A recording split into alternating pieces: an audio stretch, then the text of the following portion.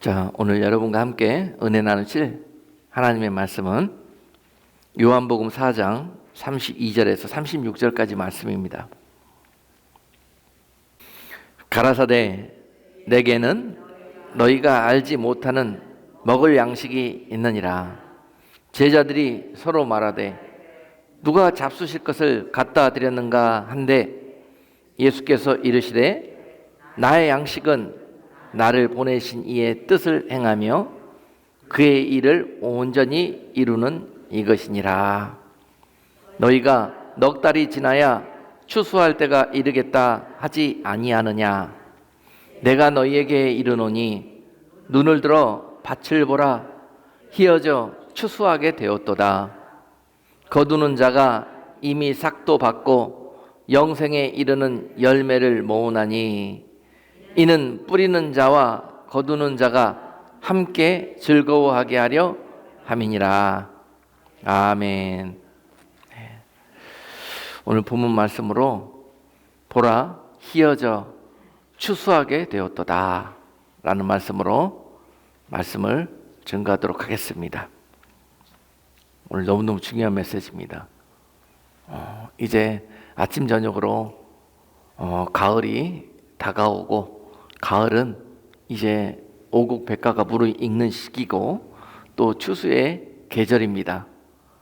이런 일들을 당할 때 우리가 분명히 다시 한번 본문 말씀을 통해서 또 육적으로 모든 것들이 익어지고 추수의 계절인 만큼 영적으로도 지금 이때가 바로 주님께서 그 영혼들을 추수하고 또 결실해야 되는 그런 시기를 우리는 살고 있다라는 것을 오늘 본문 말씀을 통해서 깨닫는 귀한 시간이 될 수 있기를 주님의 이름으로 축복합니다. 지난주에 특별히 강사 목사님이 오셔서 우리 교회에게 메시지를 전해주고 하셨는데 그 제목이 바로 때에 관한 말씀이셨습니다. 다 범사 천한 만물에 때가 있는데요.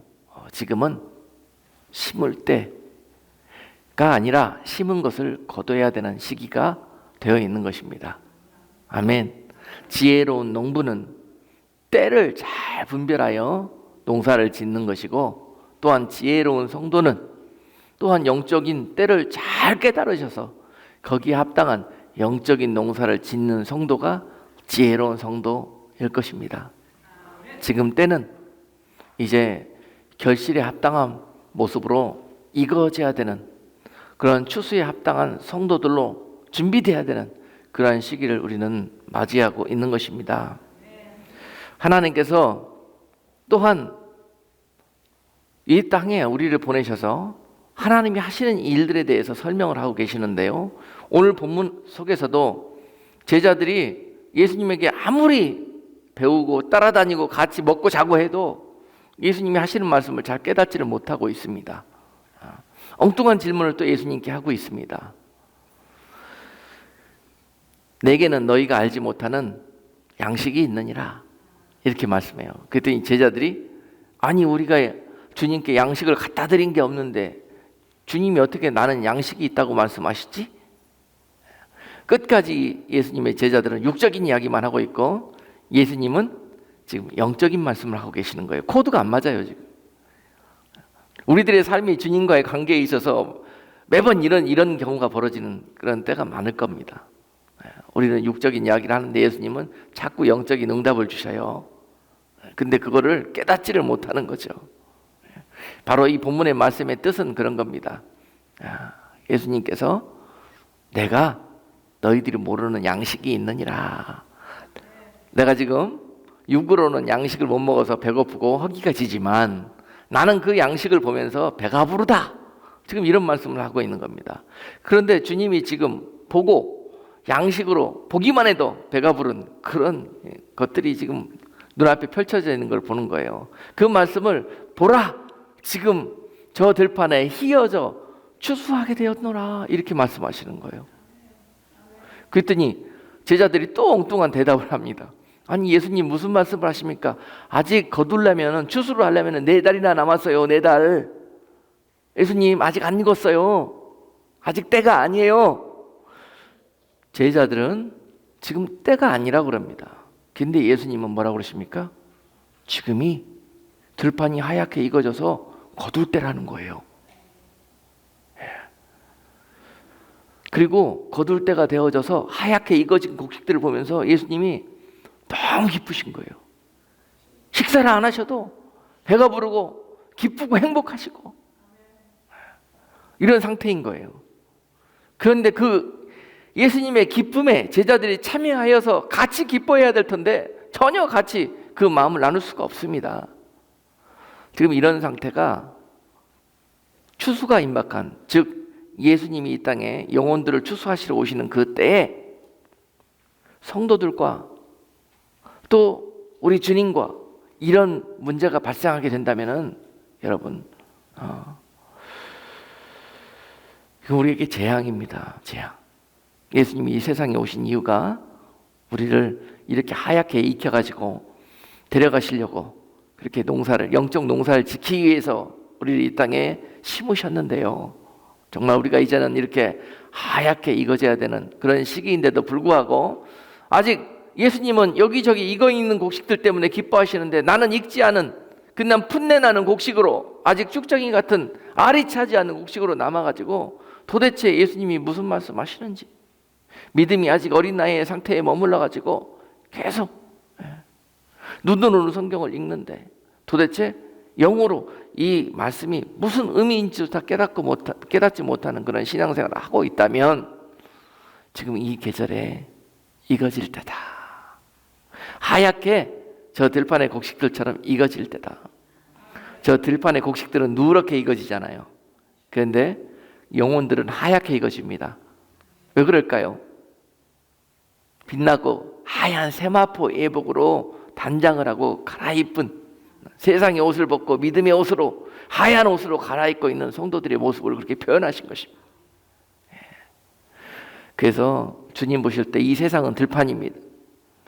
이 세상을 보시고 이제 하얗게 익어져서 내가 내려가 내 백성들을 알곡으로 익은 내 자녀들을 추수하겠다 하는 이 날이 우리 가운데 임하게 될 것입니다. 아멘. 그날을 지금 상징적으로 말씀하시면서 이 주님의 기쁨과 하나님께서 우리를 보내신 이 목적을 가지고 함께 즐거워하고 함께 기뻐하는 그런 주님과 우리 모두가 되어야 할 것입니다. 그것이 하나님의 뜻입니다. 마가복음 4장 26절로 29절 말씀에 하나님이 이 땅에 영혼들을 심으셔서 지으시는 영적인 농사에 대해서 설명하고 계십니다. 또 가라사대 하나님의 나라는 사람이 씨를 땅에 뿌린과 같으니 저가 밤낮 자고 깨고 하는 중에 씨가 자라나서 자라되 그 어떻게 된 것을 알지 못하느니라. 땅이 스스로 열매를 맺되 처음에는 싹이요 다음에는 이삭이요 그 다음에는 이삭에 충실한 곡식이라. 열매가 익으면 곧 낫을 대나니 이는 추수 때가 이르렀음이니라. 아멘. 우리가 농사 지을 때도 이제 곡식이 충실하게 익으면 낫을 대듯이 이제 영혼들도 처음에는 씨를 심으시고 그 다음에 여러분 안에서 믿음의 싹이 나오시고 그 믿음에서 이제 잎이 나고 열매가 나고 하게 된다는 것입니다. 이것이 다 하나님이 여러분들을 이 땅에 심으셔서 지으시는 영적인 농사, 여러분들을 그런 알곡으로 키워가시는 과정을 설명하고 계십니다. 그리고 잘 이 세상의 들판에서 여러분들이 믿음으로 익어져서 결실이 되면 이제는 하나님이 주님을 이 땅에 다시 보내셔서 여러분들을 거두어 가시는 그런 때가 있을 것이라는 말씀입니다. 네. 그렇습니다. 믿음도 오늘 이렇듯 씨를 뿌리고 싹이 나고 잎이 나고 열매가 맺히듯이 처음에는 우리가 처음부터 믿음 가지고 태어난 사람이 없습니다. 이 땅에 죄된 인간의 속성을 가지고 태어나서요 하나님의 은혜로 여기에 믿음의 씨가 말씀의 씨가 마음판에 뿌려지고 심기어집니다. 그리고 난 다음에 하나님이 이 씨를 괜히 우리 마음에 심으십니까?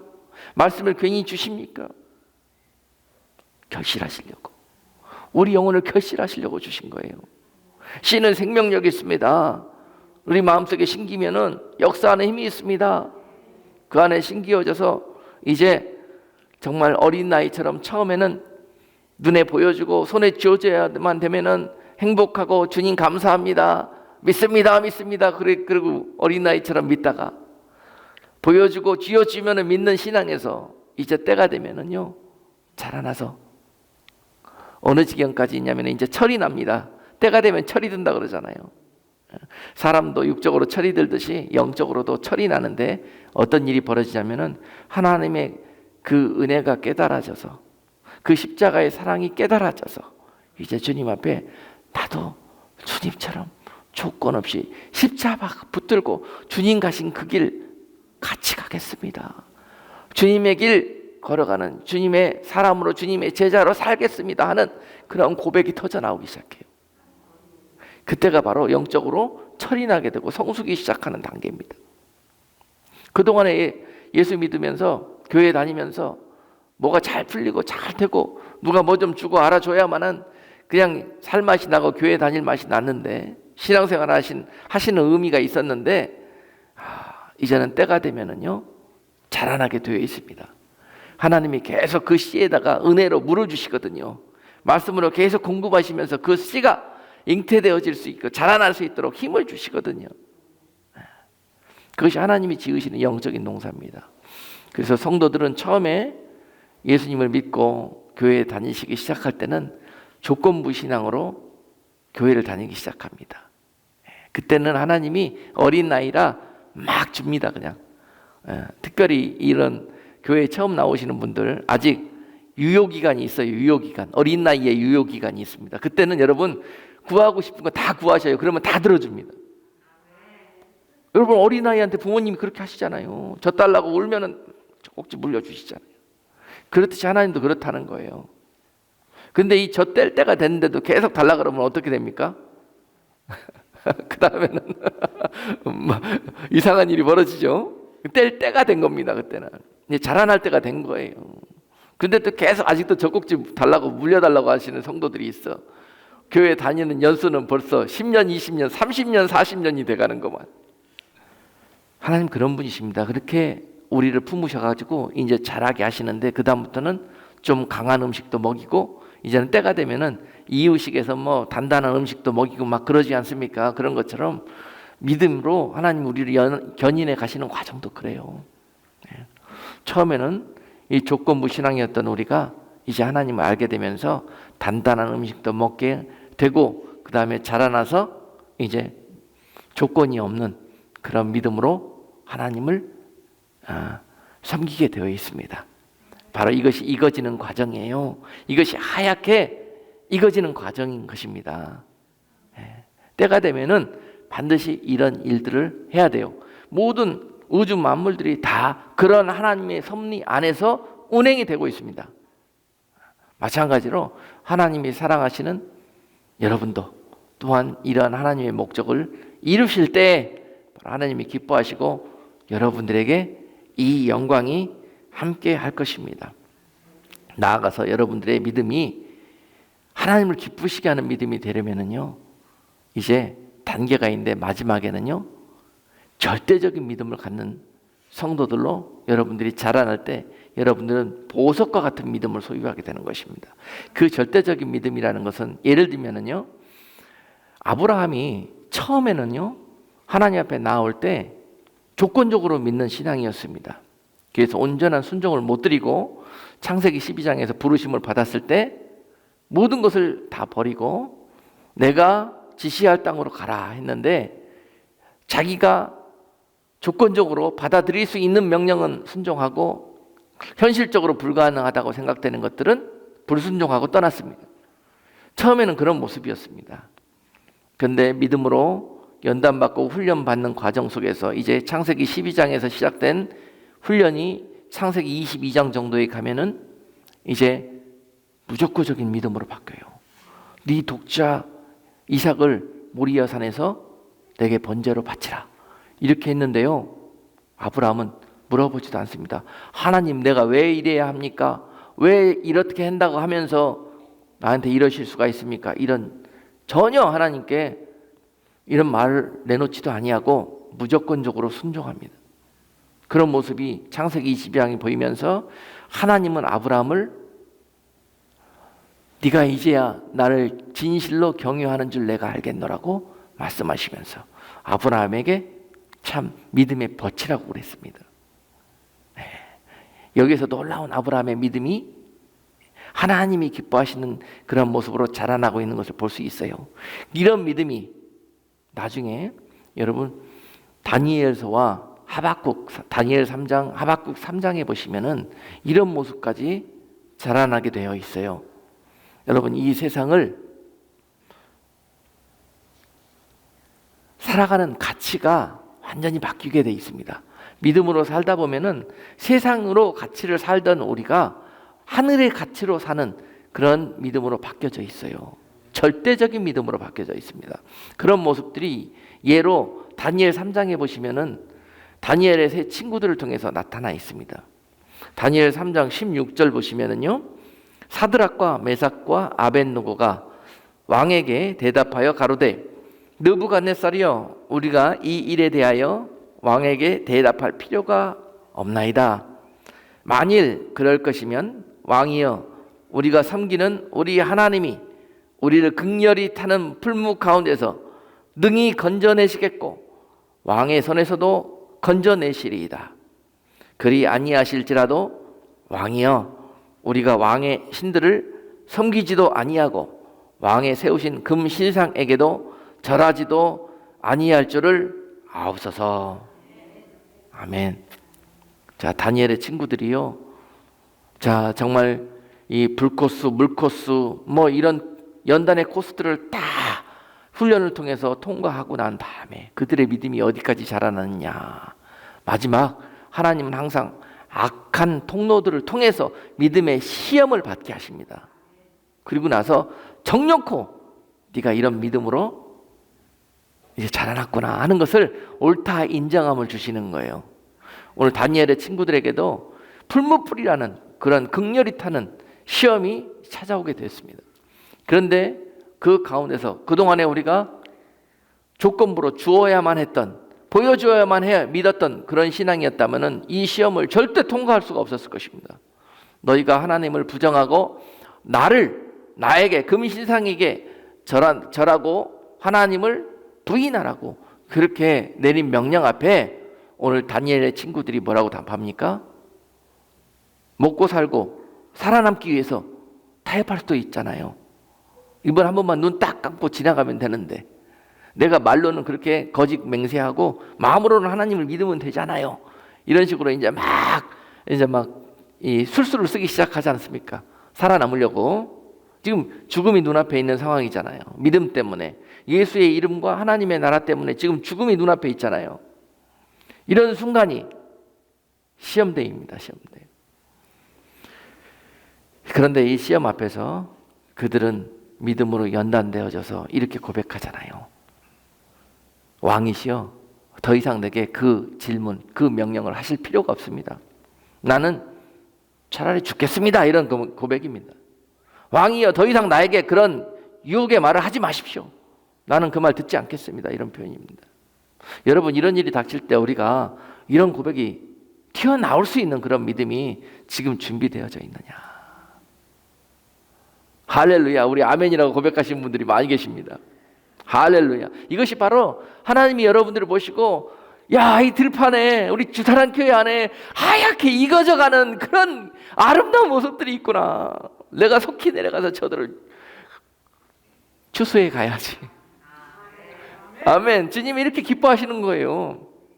여러분들의 그 고백이, 여러분들의 그 마음의 중심이 오늘 얼마나 하나님을 기쁘시게 하는지 모릅니다. 네. 그리고 그 친구들 3명이 이렇게 고백하죠.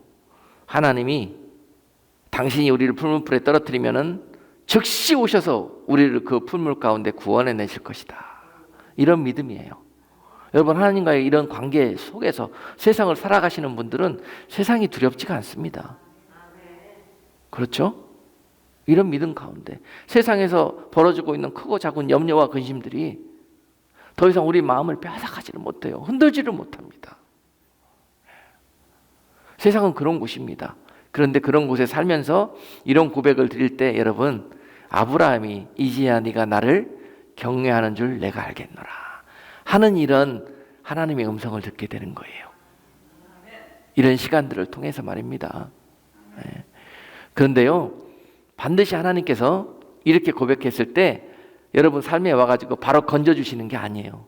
건져주실 수도 있고 구원해 내실 수도 있지만은 그 풀무불 속에 떨어지도록 허락하실 때도 있습니다. 오늘 이 세 친구들도 풀무불을 막고 거기에 떨어지지 않도록 하나님이 지켜주셨던 것이 아니라 그들을 떨어지게 허락하셨어요. 하나님이 이렇게 두렵고 떨리는 순간에 우리를 지켜주시고 구원해 주셔야 되는데 왜 이 상황에서 우리를 떨어뜨릴까? 이해가 안 됩니다. 내가 하나님을 그렇게 충성하고 하나님께 그렇게 정말 조건 없이 하나님을 믿는 믿음으로 여기까지 걸어왔는데 여기서 딱 넘어지기가 십상해요. 여기서 하나님 내게 이러실 수가 있어요. 그렇고 그런데 그럴 때 어떻게 고백하라 그랬죠, 여러분? 하나님 뜻이 계시겠지. 뜻이 계시겠지. 내가 이해하지 못하고 아직 내가 깨닫지 못하는 뜻이 계셔서 그랬을 거야 라고 지나가는 거예요. 그게 답입니다, 여러분. 거기서 원망불평 들어놓고 뒤돌아서는 것이 아니라 하나님이 우리가 아직 깨닫지 못하는 하나님의 계획이 있으셔가지고 우리를 그 은혜와 그 축복을 주시기 위해서 지금 이것을 허락하셨을 거야. 우리가 모르는 분명한 하나님의 뜻이 있을 거야 라고 하나님과의 그런 관계를 맺으시는 여러분들이 되시기를 주님의 이름으로 축복합니다. 그런 믿음을 소유한 사람들이 오늘 이 친구들이 고백한 대로 그리 아니하실지라도 하나님이 우리를 건져주시지 아니할지라도 나는 당신에게 절하지도 아니할 것이고 당신의 신을 섬기지도 아니할 것이에요. 차라리 죽겠습니다. 이렇게 믿음의 배짱을 내밀 수 있는 그런 성도들이 바로 하얗게 익어져가는 성도들이에요. 익어져야 되는 것은 잘 알지만 어떻게 해야 익어지는지 여러분 오늘 말씀을 통해서 하나하나 배우게 되시는 것입니다. 또한 한 예를 보여주시는 것이 하박국 3장 16절, 17절로 18절 말씀에서 이렇게 하박국 선지자가 그 연단과 시련 속에서 하나님 앞에 그 마음을 드리고 있습니다. 비록 무화과 나무가 무성치 못하고 포도나무에 열매가 없으며 감람나무에 소출이 없으며 밭에 식물이 없으며 우리에 양이 없으며 위안간에 소가 없을지라도 나는 여호와를 인하여 즐거워하며 나의 구원의 하나님을 인하여 기뻐하리로다. 여러분, 조건부 신앙에 있는 사람들은 줘야 기뻐해요. 줬기 때문에 기쁜 거예요. 그렇죠? 그런데 이렇게 무조건적인 절대적인 하나님을 신뢰하는 믿음은요, 줘서 기쁜 것이 아니고 안 줘서 시험 드는 것이 아니에요. 그냥 하나님이 나 구원해 주시고 나와 함께 하시는 그 은혜가 기뻐서 좋아도 좋고 슬퍼도 좋고 소망을 잃어버리고 절망 가운데 있을지라도 좋고, 왜? 사자굴 속이라도 풀무불 속이라도 나와 함께 하시는 하나님을 내가 알기 때문에 소망이 되고 기쁜 거예요. 할렐루야. 여러분 이 세상 살 때 그 배짱 가지고 살자고요. 여러분 세상 믿음으로 살다가 여러분 설령 하나님이 이 세상 시련과 시험 속에서 날 건져주지 아니하다도, 설령 그래서 믿음의 배짱 내밀고 살다가 설령 그냥 칼이 훅 들어와가지고 내가 죽게 됐을지라도 말이죠. 여러분 죽음은 천국이잖아요. 믿음으로 살다 죽으면 천국이잖아요. 이 세상 우리가 두렵고 힘든 이유가 뭐냐면요, 죽을 것 같으니까 그래요. 죽지 않으려고 다른 죽지 않을 방법을 찾으려다 보니까 하나님을 떠나게 돼요. 마귀는 이것을 가지고 시험합니다. 너 망한다, 너 그러다 죽는다, 이렇게 믿음의 사람들에게 찾아와가지고 마귀는 쉴 새 없이 시험을 하고 넘어뜨리려고 합니다. 자, 그런 것들을 하나님이 이런 모든 우리들의 인생 가운데 훈련하시고 연단하셔서 이제는 죽정이 같고 어린아이와 같은 믿음에서 이렇게 하얗게 익어진 믿음의 알곡들로 여러분들을 견인해 가시고 인도해 가시는 거예요. 이것이 하나님이 우리를 이 세상에 보내신 목적인 것입니다. 여러분, 이 세상에서 세상 것들 때문에 행복하고 잘 먹고 잘 살고 여기서 영원토록 살게 하시기 위해서 보낸 게 아니에요. 이 세상이라는 밭에 여러분들을 심으셔가지고 이렇게 믿음의 하얀 곡식들로 추수하셔서 영원한 하나님의 곡간 속에서 하나님과 주님과 함께 영생 복락을 누리기 위해서 이 세상을 사는 것입니다. 네. 그래서 때가 되면은 반드시 하나님이 약속하신 대로 이 세상을 추수하시는 그런 일들이 있을 것인데, 하나님의 말씀은 몇 가지 예를 들어서 그 비유를 하고 계십니다. 먼저 추수의 종류에는 몇 가지 종류가 있습니다. 우리가 그래서 성경 공부를 하게 되는데요, 이스라엘에서 농사를 지을 때 어떤 방식으로 농사를 짓게 되는지, 우기 때에는 그들이 곡식 농사를 짓습니다. 그리고 우기가 지나고 나서 시작되는 건기 6개월 동안에는 비가 오지 않습니다. 그래서 곡식 농사를 지을 수가 없고 과일 농사를 짓습니다. 그래서 건기 동안에는 과일 농사를 짓고 또 때가 되면은 과일을 추수하게 돼요. 그리고 다시 때가 되면은 비가 올 때 파종하게 되고 곡식 농사를 시작해서 또 때가 되면은 곡식을 추수하게 돼요. 그리고 그것을 추수하게 되면 다시 과일 농사가 시작되는 거예요. 그런 비유들을 통해서 하나님께서 영혼들을 추수할 때에도 그와 같이 추수할 것이라고 말씀하십니다. 너희들이 들판에서 농사를 지을 때 어떻게 농사를 짓고 어떻게 추수를 하느냐 보라, 나도 그렇게 할 것이다. 들판에 보면은 곡식이 있지 않습니까? 곡식은 그 씨가, DNA가 하나님께로 온 것입니다. 하나님의 DNA를 가지고 있는 것이 곡식이에요. 그런데 마태복음 13장 보면은 그 하나님의 씨가 심겨져 있는 들판에 마귀가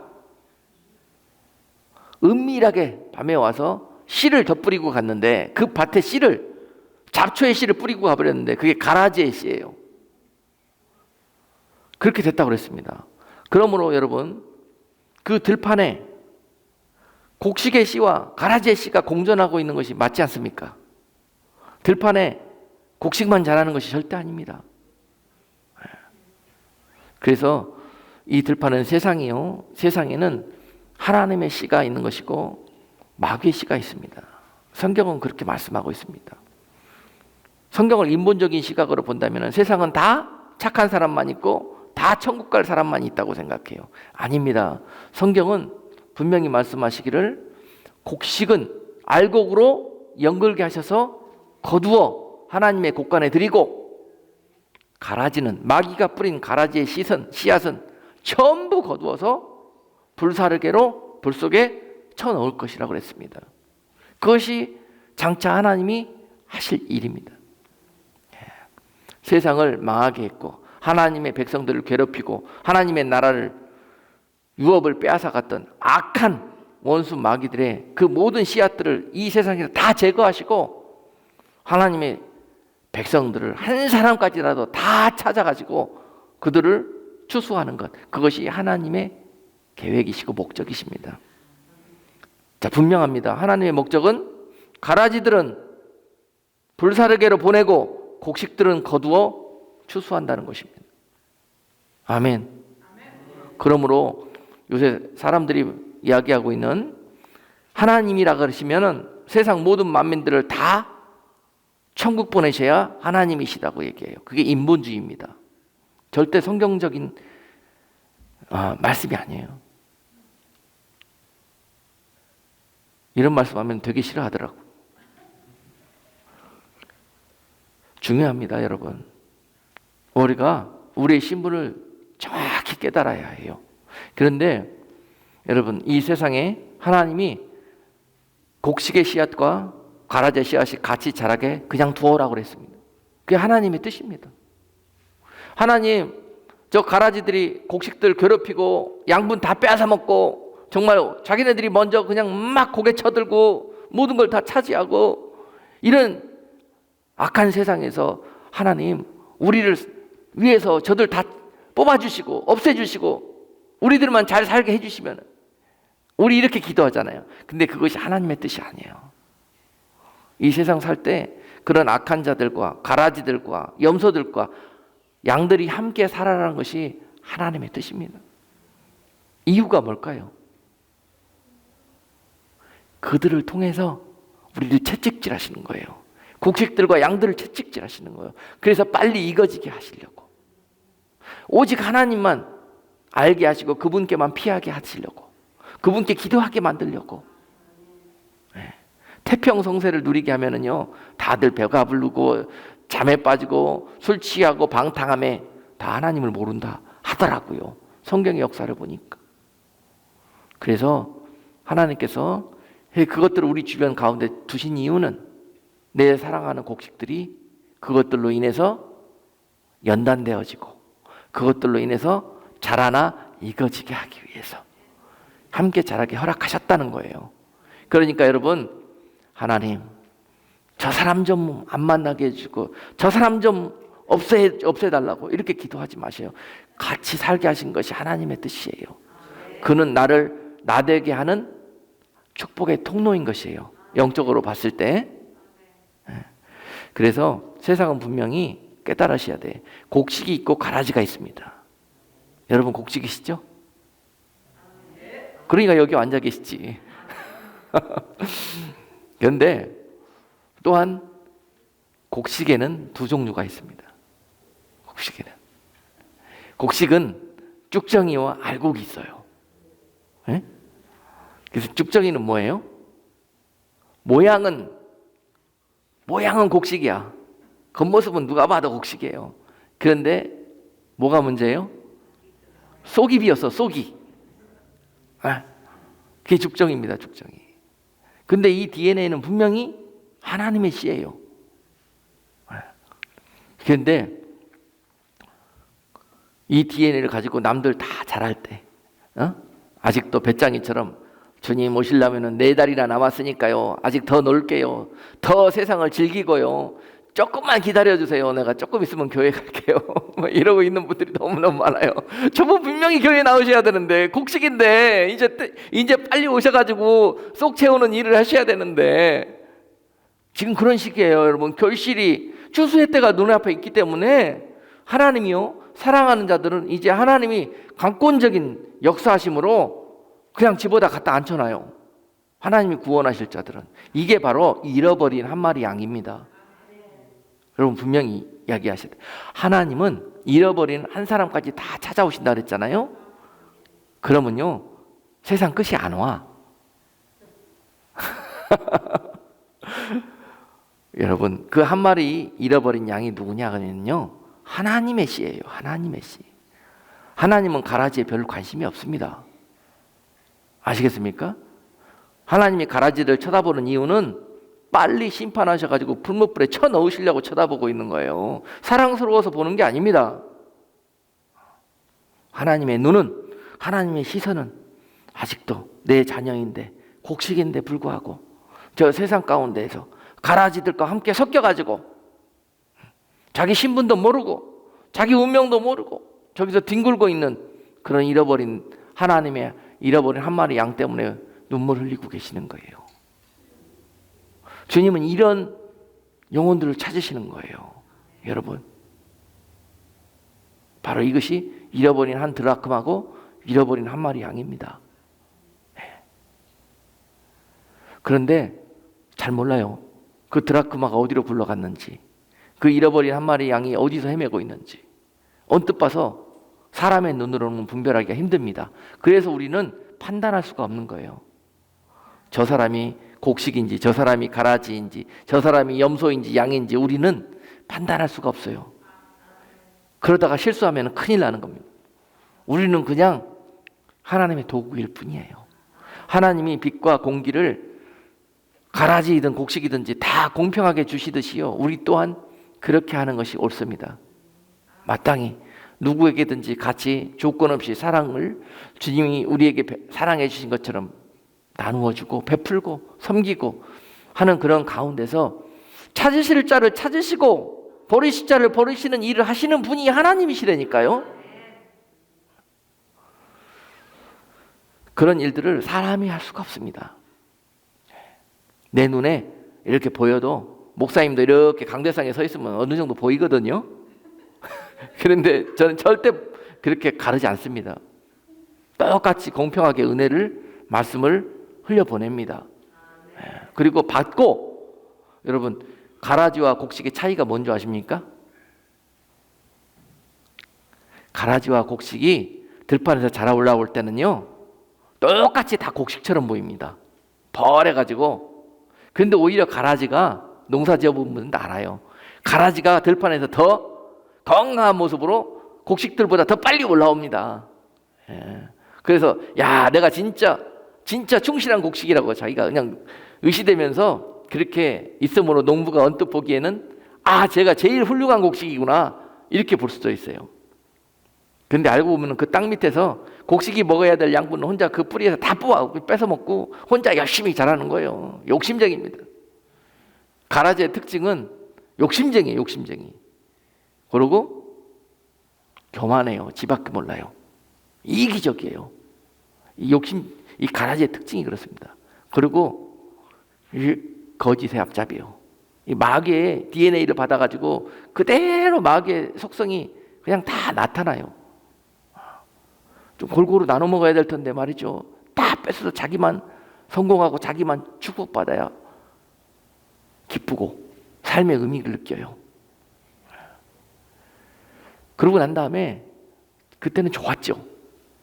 들판에서 그렇게 자라다가 나중에 어떤 일이 벌어지냐, 다 크고 결실할 때가 다 되면은 곡식들은 아직도 삐리삐리삐리 하고 있는데 가라지는 혼자 우뚝 서 있습니다. 그냥. 그래가지고 결실을 딱 앞장서서 하고 있어요. 근데 첫 번째 특징이 뭐냐면 가라지들은요 결실을 하잖아요. 알이 맺히면은 곡식들은 고개를 숙여요. 알이 익어가고 차면은요 곡식들은 고개를 숙입니다. 결실의 때 추수의 들판들을 바라보면은 그런 일이 벌어져요. 곡식들은 익어져서 왕성하지는 않지만은 그 고개를 다 숙이고 있어요. 그런데 가라지들은 한결같이 익으면 익을수록 머리만 커져가지고 머리만 빳빳이 쳐들고 있습니다. 절대 안 숙입니다. 고기는. 그래서 교만하다는 거예요. 가라지들은 안 숙입니다. 내가 제일이고 내가 제일 높아야 하고 내가 제일 두드러져야 되고 내가 다 차지해야 되고 끝까지 그러고 있습니다. 그 겸손이라는 단어는 이해를 못해요. 그것이 가라지입니다. 근데 그런 상황에서 농부가 추수 때가 임박하면 어떻게 추수를 하느냐? 날선 거미, 곡식과 가라지, 모가지 사이를 지나가 버립니다. 어떤 일이 벌어져요? 모가지 뻣뻣하게 쳐들고 있던 가라지들은 목이 다 날아갑니다. 그러고 난 다음에 고개 숙이고 있는 곡식들만 다 걷어들이는 거예요. 그러면 분리가 끝난 거죠? 이게 심판입니다, 여러분.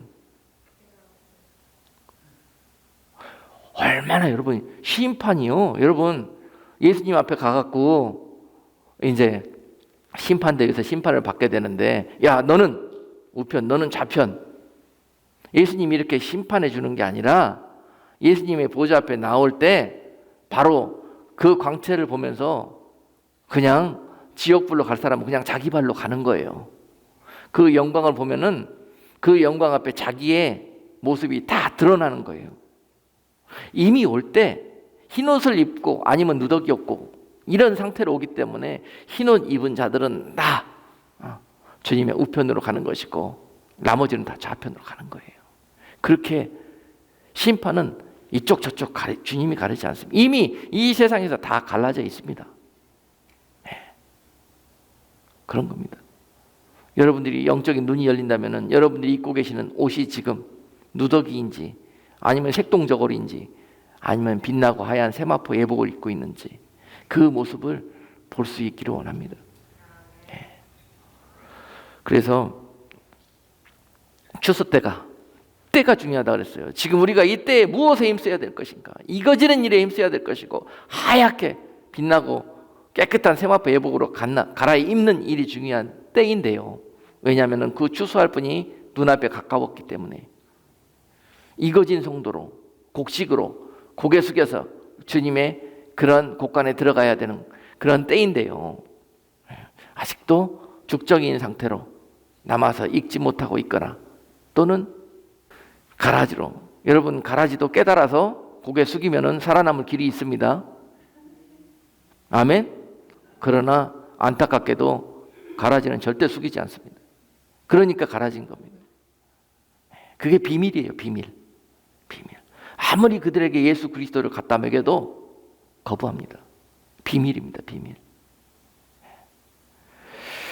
그러므로 여러분, 추수의 종류, 첫 번째 곡식의 추수에 있어서는 알곡의 추수가 있을 것인데, 알곡의 추수는 익어진 자들을 이와 같은 방법으로 거두셔서 곡간에 넣고, 아직 익어지지 않거나 또는 씨가 다른 것들은 다 까불려서 풀무불에 집어넣는다. 이것이 바로 추수 때에 벌어지는 일인 것입니다. 근데 여러분, 이 추수는 은혜의 때에 이루어지는 것입니다. 은혜의 때. 농사는 은혜 가운데 비를 주시면서 그렇게 이 작물들을 양육해서 키우잖아요. 그렇죠? 비가 있는 때는 은혜의 때입니다. 좋은 말 할 때 말씀으로 공평하게 비를 주시듯이 다 주시면서 은혜롭게 인도해 가면서 양육하는 그러한 추수입니다. 좋은 말 할 때 들으셔야지. 이럴 때 은혜롭게 익어지셔야지. 그 다음에 여기서 거두어지고 나머지 다른 방법으로 추수가 이어지게 될 건데, 그 추수는 어떤 때요? 환난의 때, 은혜가 없는 환난의 때. 그 때에도 하나님은 그 시간들을 통해서 추수를 준비하십니다. 과일의 추수라고 그랬죠? 과일의 추수는요, 이스라엘에서 특별히 올리브와 포도를 수확합니다. 그 농사를 지어가지고 포도는 어떻게 수확하느냐? 포도가 자라는 기간에는 비가 오지 않습니다. 그래서 포도가 아주 답니다. 그리고 포도가 다 익어지고 연그러져서 수확할 때가 되면은 어떻게 하냐면은 포도를 따가지고 그냥 딴 상태로 보관하는 게 아닙니다. 따가지고 그거를 포도즙 틀이라는 도구를 이용해서, 포도즙 틀이 뭐냐? 환난입니다. 환난. 의미적으로 봤을 때 고난, 환난 이런 뜻입니다. 포도를 따가지고 포도즙 틀에 집어넣어서 사람이 들어가갖고 발로 질근질근 밟습니다. 왜요? 다 부시는 거예요. 밟아가지고 거기서 액기스를 짜냅니다. 그리고 액기스가 흘러 들어가갖고 통에 받아지면 그 포도즙을 수확하는 겁니다. 이 작업을 한번 생각해 보세요, 여러분. 그 포도가 물 한 방울 없는 그 들판에서 익어지기까지 얼마나 고생스러웠겠습니까? 고난의 연속이었을 것입니다. 그러면서 익는 거예요. 비 많이 오고 환경 좋을 때 익었어야지. 그렇죠? 그때 포도가 그 환난 속에서, 고난 속에서 만난 포도로 익어지고, 또 그 익어진 포도마다 수확해서 이제 맛있는 포도즙들로 들어가서 포도즙이 되는 과정, 바로 이것이 하나님이 그 영혼을 추수하는 과정입니다.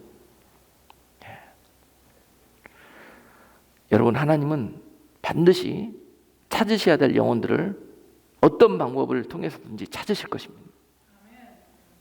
아멘. 은혜의 때 곡식이 돼갖고 하나님의 곳간에 들어가는 지혜로운 성도들 되시기를 주님의 이름으로 축복합니다. 말 안 듣고 내 고집대로 내 방법대로 살다가 결국은 포도즙 틀 안에 들어가갖고 짓밟히고 짜지고 즙이 돼갖고 그러고 들어가고 싶습니까? 여러분, 올리브 보세요. 올리브 과일을 수확하는데요, 올리브가 익으면 어떻게 되냐면 올리브는 더 심합니다. 올리브는 과일을 따서 분쇄기에 넣습니다. 크러셔. 그래가지고 그 과일을 완전히 짓이겨 버립니다. 크러싱 시킵니다. 그리고 나가지고 얼마나 아프겠어요? 하나님이 아무튼 내 인생을 새우젓 담으시는 거예요, 그게. 예. 거기서 만난 젓국이 나오잖아요. 올리브 열매를 크러쉬 시킨 다음에 그거를 다시 프레스에 집어넣습니다. 한 단계 더 거칩니다. 프레스에 넣고 프레스에서 그 짓이겨진 올리브를 짭니다. 고압으로 짭니다. 그러면 거기에서 기름이 나오는데요. 바로 그것이 첫 번째 나오는 올리브 기름, 거룩한 성스러운 기름. 이것은 성스러워서 하나님의 제단 앞에 드려지는 고귀한 기름이에요, 여러분. 그리고 나서 두 번째, 세 번째 계속 또 짭니다. 두 번째 나오는 기름, 세 번째 나오는 기름, 네 번까지 짠다고 합니다. 그러면서 각종의 용도와 목적으로 그 기름이 드려지게 되는 것입니다.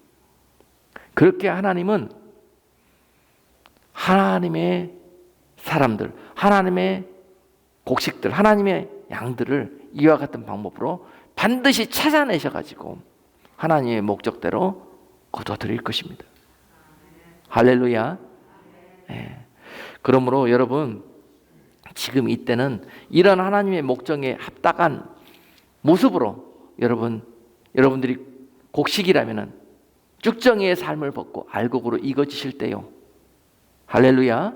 여러분들이 과일이시라면은 빨리 이 뜨거운 햇살 맞고 원망불평 신세한탄하지 마시고 빨리 믿음으로 익어지셔가지고 하나님 여러분들을 추수하셔서 거룩한 기름으로 또 여러분들이 많은 사람들에게 유익을 제공하는 그런 아름다운 포도즙으로 그렇게 하나님 앞에 드려질 수 있기를 원합니다. 지금은 우리가 믿음으로 그러한 일에 힘써야 될 때인 것입니다. 예. 여러분, 오늘 본문 가운데서 말씀을 정리하겠습니다. 네 달의 의미가 무엇이겠습니까? 네 달의 의미가 많은 사람들이 지금 특별히 하나님이 저를 주의 종으로 부르시고 나팔수로 또 파수꾼으로 그런 많은 역할들을 주셨거든요. 그래서 많은 시간 나팔을 불고 많은 사람들을 영적으로 깨우는 그런 메시지와 사역들을 지금까지 진행했었습니다. 그런데요, 어떤 분들은 그 나팔 소리를 듣고 파수꾼의 그 나팔 소리를 듣고 뜨거워라, 지금 그런 때구나 이렇게 깨닫고 거기에 합당한 그런 모습으로 경주해 나가는 사람이 있는가 반면에 아직도 4달이나 남았는데 무슨 소리 하고 계시냐고 그렇게 아직도 평안하다 안전하다 하면서 자기 갈 길로 나의 계획대로 이 세상을 마치 가라지들과 함께 망할 길로, 왜 곡식으로 이 세상에 와가지고 가라지들 본받아가지고 저들의 행태를 가지고 저들과 함께 그 길을 같이 걸어가고 그들과 함께 오만한 자리에 가서 앉아 있습니까? 우리는 곡식이에요, 곡식. 할렐루야. 지금 이런 생각들로 이런 삶을 살고 이런 믿음 생활을 하고 있는 자들이 죽정입니다, 죽정이. 그러나 여러분들의 DNA 안에는 하나님의 피가 흐르고 있습니다. 지금 우리가 때를 깨달아서 이제는 그 죽정의 틀을 벗고 그 알을 채우는 시기입니다. 믿음으로 채우고 말씀으로 채우고 땀으로 채우고 눈물로 채우고 채워 넣는 겁니다, 여러분. 그러나 무엇보다도 주님께서 말씀하실 때 그걸 무엇으로 채우라 그랬냐면요, 회개로 채우라 그랬습니다. 회개로 채우라 그랬어요. 주님은 이 땅에 오시기 전에 오실 때 어떤 알곡들을 들어오시냐 그러면은요, 우리 스스로 우리 의로 이런 알곡이 될 수 있는 방법이 없습니다. 하나님의 의를 덧입을 때 우리는 알곡이 될 수가 있는 것입니다. 주님께서 먼저 세례 요한을 보내가지고 마태복음 4장 17절에서 이렇게 말씀하셨어요. 이때부터 예수께서 비로소 전파하여 가라사대 회개하라, 천국이 가까웠느니라 하시더라. 천국이 가까웠어요. 추수가 가까웠어요. 심판의 때가 가까웠어요. 그러므로 무엇에 힘쓰라고요? 익어지는 일이 뭐라고요? 회개하라는 거예요. 회개하라. 기분 나빠하지 마세요. 회개하라는 것은 너무너무 좋은 말이에요. 지금까지 너희가 가지고 있던 그 생각에서, 너희가 가지고 있던 그 악한 길에서 돌아서서, 그 생각에서 돌아서서 여호와가 가까이 계실 때 그를 찾으라, 그를 부르라, 그가 널리 용서하시리라 하시니 이 말씀 붙들고 나오는 자들이 바로 알곡으로 익어지는 그런 성도예요. 오늘 여러분 세례 요한을 통해서 분명히 말씀하셔요. 여러분 마지막 때 우리가 죽정이에서 알곡으로 변화되는 길은 그 안을 모든 악행에서부터 회개하여 돌이켜서 하나님의 방법과 하나님의 말씀으로 돌아오며 채워넣는 그런 일이 될 것이라고 그랬습니다. 누가복음 5장 32절 말씀에서는 주님이 이렇게 직접 말씀하셨어요. 내가 의인을 부르러 온 것이 아니요 죄인을 불러 회개시키러 왔노라, 이렇게 말씀하셨어요. 주님, 죽정이 같은 우리들을 불쌍히 여기셔서 구원해 주시기 위해서 그 안을 나의 피로, 나의 말씀으로 채우라고 주님이 이 땅에 오셨다는 거예요. 그래서 채워지면 내가 너희를 데리고 가겠다는 것입니다. 죄인입니다, 우리는. 그러나 회개했을 때 우리는 의인이 될 수가 있는 것입니다. 오직 한 방법, 의인이 되는 길은 예수의 피로, 예수의 말씀으로 씻고 빨고 하는 길이 뿐입니다. 우리는 아직까지 나의 의로, 나의 생각으로, 나의 고집으로, 나의 고정관념으로 찌들려 이 땅을 살아왔다가 오늘 그 모든 악행에서부터 이 예수의 피로, 예수의 말씀으로 우리가 씻고 회개하고 그렇게 하얗고 빛난 세마포 예복으로 하얗게 익어지는 것입니다. 우리가 어떤 노력으로, 우리의 어떤 나의 의로 익어질 수 있는 길이 있겠습니까? 여러분, 네. 예배하러 나올 때마다 여러분 주님 앞에 보혈의 공로를 의지해서 많이 울고 많이 회개하시고 많이 결단하시고 모든 여러분들의 세상에 악한 하나님이 기뻐하시지 않는 삶에서 돌아서는 것, 바로 그것이 이 때에 합당한 알곡으로 변화되는 삶이요, 또한 여러분들이 회개하여 죄인에서 의인으로 변화되는 일이 될 것입니다. 오늘 주님께서 가장 먼저 이 땅에 재림하시고 그 곡식들을 찾으러 오실 때 어디로 오시겠습니까? 교회로 오십니다. 믿는 자들의 회중으로 오실 것입니다. 왜냐? 세상은 이미 가라지판이거든요. 곡식들은 그 밭에서 믿음으로 말씀 가운데 양육되고 있거든요. 주님이 오실 때 2000년 전에 오실 때에도 성전에 가서 성전을 정화하시고 심판했듯이요, 또한 다시 오실 때에도 교회 가운데 오셔서 교회 가운데 의인의 회중 속에서 진짜 믿는 자들을 찾아내실 것입니다. 의인의 회중, 믿는다 하는 사람들 회중에 오셔가지고 진짜 믿는 자들을 찾아내시는 것이 바로 주님이 오셔서 하실 일들입니다. 여러분, 의인들의 회중에 그냥 마당만 밟으러 다니지 마시고 이왕 신앙생활 하실 거 정말 여러분 말씀과 믿음 가운데 진짜 어린아이와 같은 조건부 신앙으로 예수님을 믿던 신앙에서 이제는 정말 알곡 성도로, 이제는 무조건적으로 하나님을 신뢰하고 사랑하는 그런 믿음의 성도들로 자라나고 성숙되셔가지고 오늘 주님 오실 때를 기다리고 소망하는 그런 성도의 모습으로 신앙생활 하는 것, 오늘 주시는 말씀의 핵심입니다.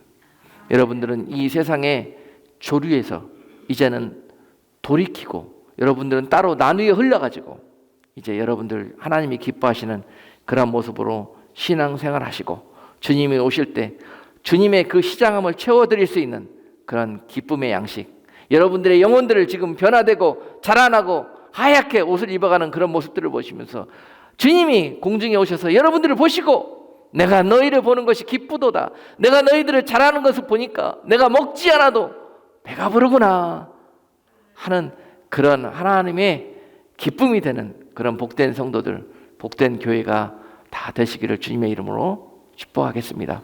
기도하겠습니다.